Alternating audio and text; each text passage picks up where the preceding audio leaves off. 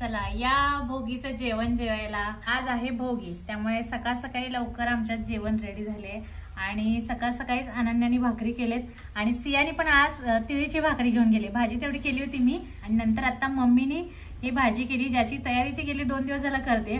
म्हणजे भाज्या निवडणं, परत सगळे मसाले तयार करणं. त्यामुळे आता मम्मीने बघा सुकी भाजी वेगळी केली आहे आणि पातळ भाजी वेगळी केली आहे, म्हणजे रस्सा आमटी आणि राईस. आणि तुम्हाला सांगते ह्याचं सगळं श्रेय मम्मीला आणि अनन्याला आहे, कारण त्या दोघींनीच केले.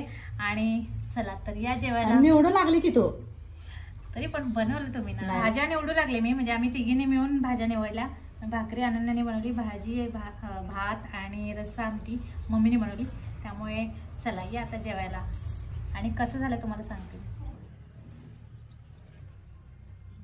1 नंबर.